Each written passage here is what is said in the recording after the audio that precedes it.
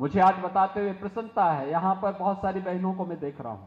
हमारी सरकार ने तय किया है 8, 9 और 10 अगस्त को 3 दिन के लिए रक्षाबंधन में उत्तर प्रदेश परिवहन निगम की बसेज में और नगर विकास की सभी बसेज में फ्री में यात्रा की सुविधा हम दे रहे हैं। रक्षाबंधन में लोग बहनों को उपहार देते हैं। जन्माष्टमी पर्व आ रहा है, जन्माष्टमी में उपहार देंगे। इसके उपरांत विजयादशमी, दीपावली आदि पर्व पड़ेंगे, इसमें भी लोग उपहार देते हैं। इससे पहले क्या होता था, जब कहीं कोई पर्व और त्योहार आता था तो पूरी मार्केट छाई रहती थी चीन के सामानों से। आप मुझे बताओ, चीन के सामान को हम खरीदेंगे, एक तो उसमें टिकाऊपन नहीं होता, टिकाऊपन नहीं होता। आप लेंगे, घर पहुंचते पहुंचते ही खराब हो जाता था, टूट जाता था। दूसरा, उसका मुनाफा जो होता था वो चीन की कंपनियों के पास जाता था और चीन की कंपनियां फिर भारत के अंदर नक्सलवाद और आतंकवाद को भड़काने में उस पैसे का इस्तेमाल करती थी, दुरुपयोग करती थी।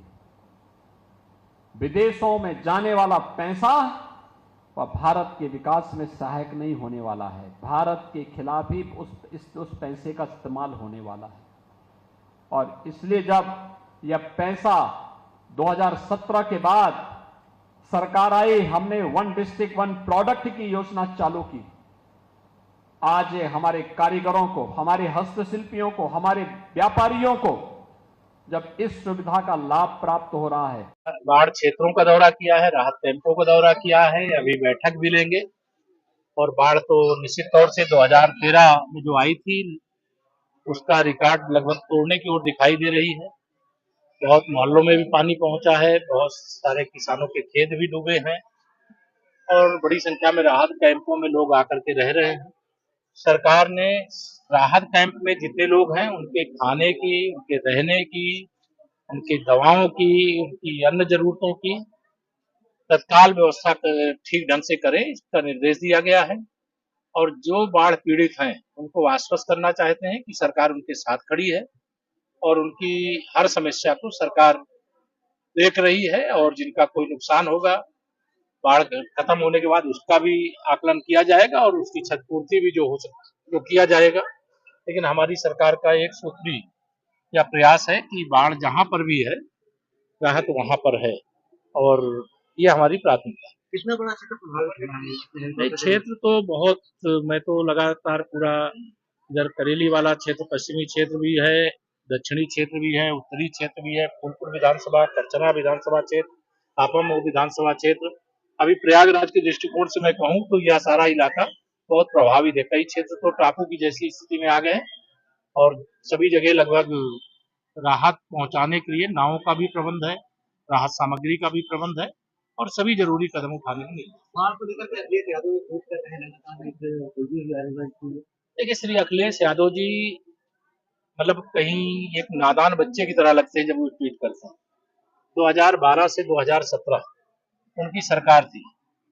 केवल प्रयागराज की दुर्दशा की उनको पिक्चर दिखा देंगे ना तो इसी गंगा जी में सरमत से डूब जाएंगे। उनको ये नहीं संकोच लगता है कि प्राकृतिक आपदा ये कोई सरकार की बस की बात नहीं होती है, लेकिन सरकार राहत के लिए मतलब पीड़ित लोगों के साथ कड़ी कंधे से कंधा मिलाकर के भारतीय जनता पार्टी का हर कार्यकर्ता सेवा में लगा हुआ, लेकिन समाजवादी पार्टी चूंकि गुंडों, अपराधियों, माफियाओं, दंगाइयों की, भ्रष्टाचारियों की पार्टी है। राहत सामग्री नहीं मिलती थी सपा की सरकार के समय, लोग बाढ़ में डूब रहे हैं, राहत सामग्री बेच करके खा जाते थे भ्रष्टाचारी। लेकिन आज सबको राहत सामग्री भी मिल रही है, उनको आवास की सुविधा, उनके भोजन की सुविधा, उनके दवाई की व्यवस्था, जहाँ बाढ़ है वहां नाव की व्यवस्था और जो भी आवश्यक जरूरत है सारी जरूरतों को पूरा करने के लिए प्रभावी निर्देश दिए गए हैं। और श्री अखिलेश यादव जी से यही कहूंगा कि प्राकृतिक आपदा अर्थात बाढ़ जैसे मामले में राजनीति न करें और बाढ़ हो, भूकंप हो, सुनामी हो, यह किसी सरकार और किसी व्यक्ति के बस की बात नहीं होती। और अपना कार्यकाल याद करें और नहीं याद आ रहा है तो पुराने पिक्चर निकाल के देख लें, आप सबके चैनल में भी पड़ी होंगी, उनके मोबाइल में भी पड़ी होंगी, लेकिन उसको देखेंगे तो शर्मिंदा हो जाएंगे। इसे इस समय ही चर्चा कर रहे हैं जब विकास भी हुआ है। आज नगर क्षेत्र में बाढ़ का पानी अगर प्रवेश करता है तो मैं यह देख रहा हूँ कि नगर निगम की पूरी टीम लग करके उस पानी को तत्काल निकालने का, जितने कम समय में निकाला जा रहा। मैं भी इस प्रयागराज का हूँ और मैं जानता हूँ कि व्यवस्थाओं में बहुत बड़े पैमाने पर सुधार हुआ है और हम लोगों का लगातार प्रयास है कि बाढ़ के संकट से प्रयागराज पूरी तरह से मुक्त हो और उस दिशा में हम लोग काम करें। स्कूल कॉलेज भी बंद करे गए हैं। हाँ, 3 दिन के लिए स्कूल कॉलेज भी इसलिए बंद किए गए हैं कि बहुत बड़ी संख्या में ऐसे भी बच्चे हैं जो प्रतियोगी छात्र हैं, पढ़ने वाले बच्चे हैं, जो बाढ़ग्रस्त क्षेत्रों में किराए पे रहते थे। अब वह कोचिंग नहीं जा सकते, वो कॉलेज नहीं जा सकते, बच्चे छोटे छोटे विद्यालय नहीं जा सकते। तो जो जरूरी है जिला प्रशासन उसके लिए परिस्थिति के अनुसार निर्णय लेता है और यह निर्णय लिया गया। जहां ऐसी कोई समस्या होगी तो उस समस्या को दृष्टिगत रखते हुए फैसला लिया जरा तुम खड़ी गुजर जाए ना प्रेम की ये घड़ी।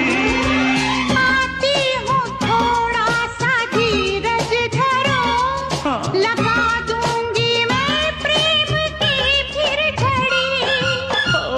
उतनी ही दूर है तू जितनी करीब है, तेरे मेरे प्यार का किस्सा अजीब है। तेरी की अब तो जान पे बन आई, ये है प्यार की गहराई। अब तो जान पे बन आई, ये है प्यार की गहराई। तो किस बात की है लड़ाई।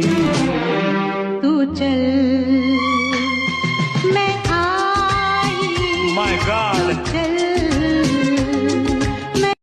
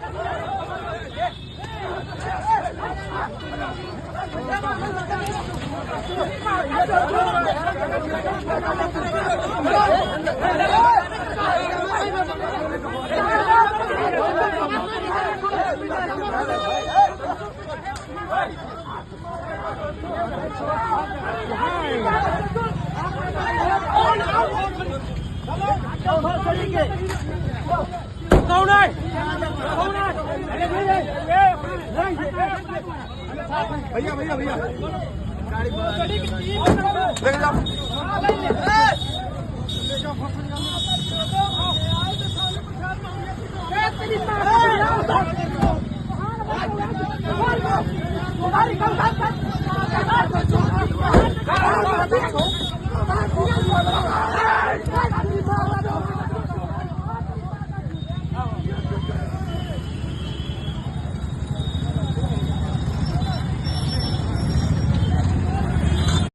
धक्का मारी बंद करो, बंद करो, बंद करो, धक्का मारी बंद करो, बंद करो, बंद करो। पुलिस प्रशासन मुर्दाबाद, मुर्दाबाद, मुर्दाबाद। पुलिस प्रशासन मुर्दाबाद, मुर्दाबाद, मुर्दाबाद।